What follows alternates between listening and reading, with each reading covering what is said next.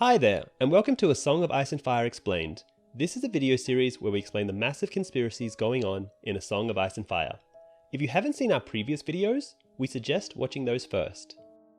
So let's continue on with Eddard VII, A Game of Thrones. This chapter is 7,280 words long, and is told from the perspective of Ned Stark, who was nicknamed the Quiet Wolf.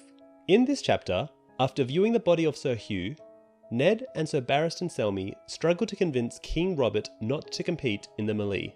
Later on, the Hound wins the tourney when he saves the life of the Knight of Flowers. Later, Varys visits Ned to reveal that Robert was meant to die in the melee. Ned and Sir Barristan Selmy see that Sir Hugh is taken by the Silent Sisters.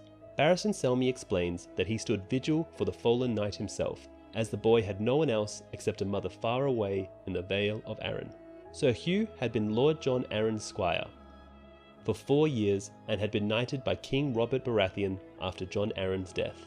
Ned wonders if the boy was killed on purpose by a Lannister bannerman to prevent Ned from interviewing him. Sir Hugh's armour is new, forged especially for the tourney, and worth good money.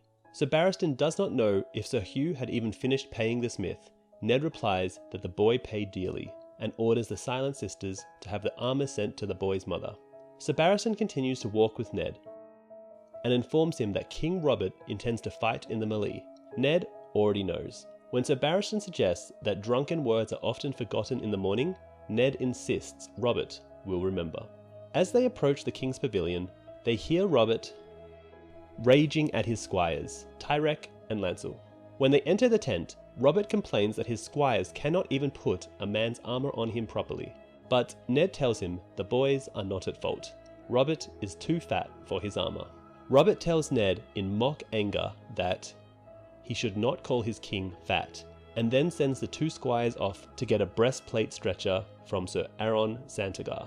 After the squires run out, Robert, Barristan, and even Ned laugh at the thought of the boys asking for the non-existent device. Ned asks if the 2 squires are from House Lannister. The king admits they are, and Ned notes to himself that there are too many Lannisters around the king. Putting the thought aside, Ned asks about the angry words between the king and his wife. Robert takes this opportunity to complain about Cersei's audacity in telling him he should not participate in the melee, and he claims Lyanna Stark would not have done such a thing. Ned insists Robert did not really know Lyanna, and that she would have told him that he had no business fighting in the melee.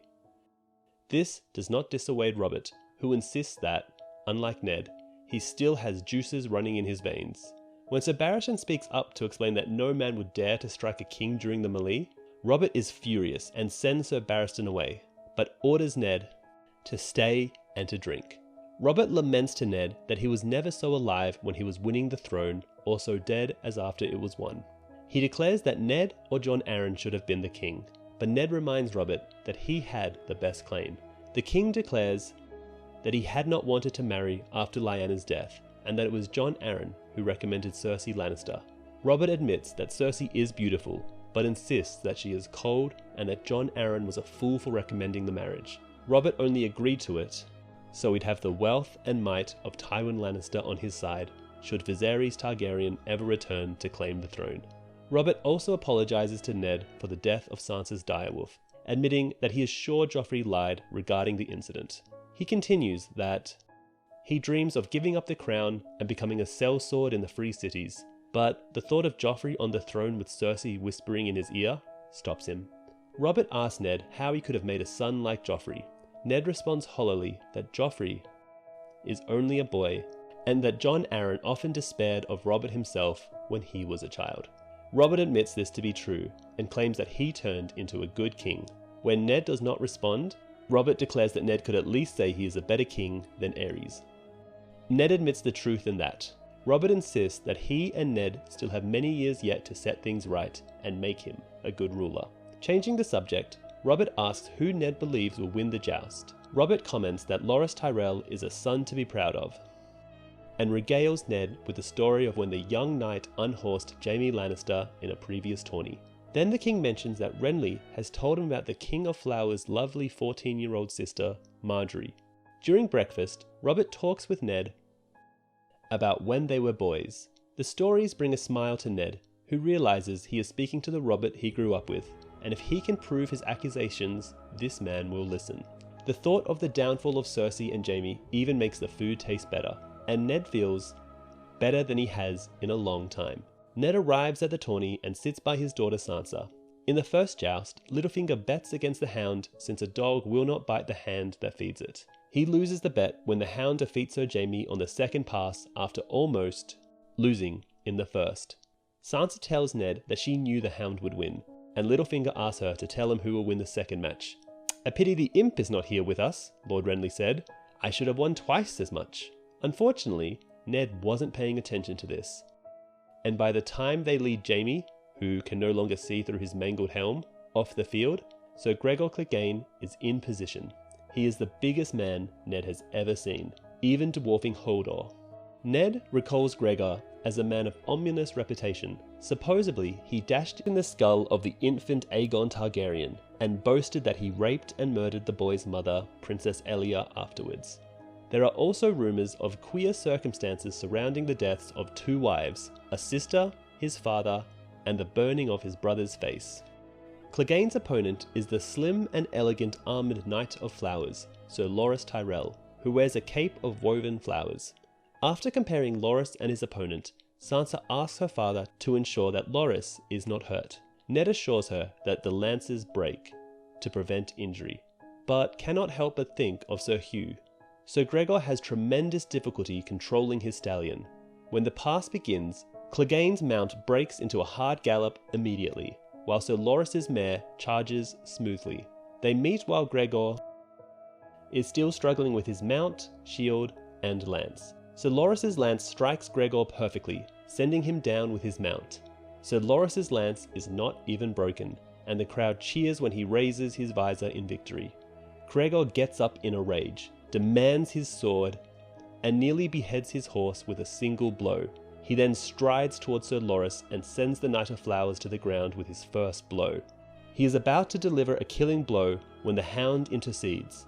Gregor sends multiple sword blows toward his brother's head, but the Hound stops each one, remaining on the defensive. The Hound drops to his knee when he hears the King's voice over the crowd. The blow from Gregor passes through the air, and finally Gregor comes to his senses, drops his sword, glares at Robert, and storms off. In gratitude, Sir Loras forfeits the championship to the Hound, so there is no final joust. The crowd cheers for the Hound for the first time in his life. As they head towards the archery field, Littlefinger points out that Sir Loras had to know his mare was in heat, and that such a thing would disrupt Sir Gregor's stallion. A boy named Angai wins the archery event, and Ned sends Alan to offer him a position among his guards, but the boy refuses. Thoros of Myr, who fights with a flaming sword, wins the melee that starts with nearly 40 men and lasts 3 hours. When the list of injuries is reported, Ned is pleased that Robert did not take part. That night, at the feast, Ned remains more hopeful than he's been in a long while. Robert is in a good humour. The Lannisters are nowhere in sight, and even his daughters are behaving. Sansa speaks to Arya pleasantly and even asks how her dancing lessons has gone. Arya happily explains that she is sore all over and shows a nasty bruise on her leg. Sansa declares that Arya must be a terrible dancer. Later, Ned examines Arya's bruise himself, while she still stands on one leg. He asks if Syria Forel is being too hard on her, but Arya replies that every hurt is a lesson, and every lesson makes you better. Ned is worried, but knows there is no use arguing with Arya. Ned returns to his solar, thinking of what he has learned. He takes out the dagger and wonders why Tyrion Lannister or anyone else would want Bran dead. He is sure that Bran's fall is somehow linked to the death of Jon Arryn, but the truth eludes him. Jory is still in the process of searching the whorehouses, and Ned is sure Gendry is a bastard son of Robert. There is also Edric Storm, a bastard Robert was forced to recognize because his mother was highborn.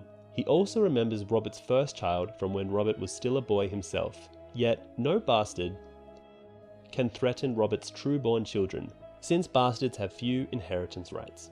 A knock at the door brings a stranger, who turns out to be Varys in disguise. Ned is amazed. He has never seen Varys wear anything but silk, velvet, and perfume, yet now the eunuch wears coarse-spun clothes, mud-caked boots, and smells of sweat. Ned exclaims that he would never have recognized Varys. The eunuch says this is good, because he would rather the Queen's spies not know about their meeting either.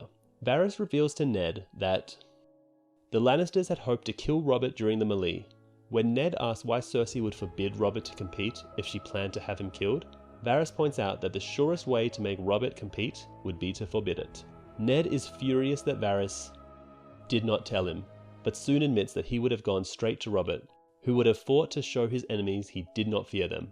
Varys explains to Ned that there are two sorts of people in the Red Keep, those loyal to the realm and those loyal to only themselves. Varys says he now knows Ned to be loyal to the realm because he dissuaded the king from entering the melee. Varys also reveals that Cersei fears Ned because Robert will never harm him, not even at her command, whereas Robert would execute Varys in a twinkling at the Queen's request, since the king has little love for sneaks, spies, and eunuchs. Ned argues that Robert must have other friends and that his brothers are surely loyal. Varys replies that hating the Queen and loving the king are not quite the same thing. Varys goes on to say that Sir Barristan loves his honour, Grand Maester Pycelle loves his office, and Littlefinger loves Littlefinger. Varys adds that the King's Guard are a paper shield. Sir Boris Blount and Sir Meryn Trant are the Queen's men. Sir Barristan is old, and the loyalties of the rest are also suspect. Ned insists that they must warn Robert, but Varys reminds him that without proof, they will only lose.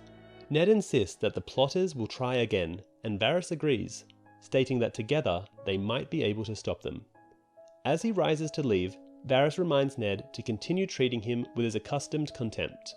As Varys reaches the door, Ned asks how Jon Arryn died. Varys tells him that the Tears of Lys was used. Varys goes on to say he suggested a taster, but Lord Arryn refused. When Ned asks who administered the poison, Varys claims that it was probably his squire, Sir Hugh, who now lies dead. After Lysa left for the Eyrie, Hugh remained and had the money to buy new armour. As a final question, Ned asks Arrys what Jon Arryn had been doing that led to his murder. Varys replies, asking questions. And this is where Eddard VII, A Game of Thrones ends. Now, what was Varys hoping to achieve with this meeting? Most likely, he wanted two things: stir Lannister and Stark enmity, while also making himself amenable to Eddard as a potential ally. But as we know from being inside Ned's head, he doesn't trust Varys. Also, the events of this chapter could have been used later by Ned to his advantage had he simply learned to play the Game of Thrones.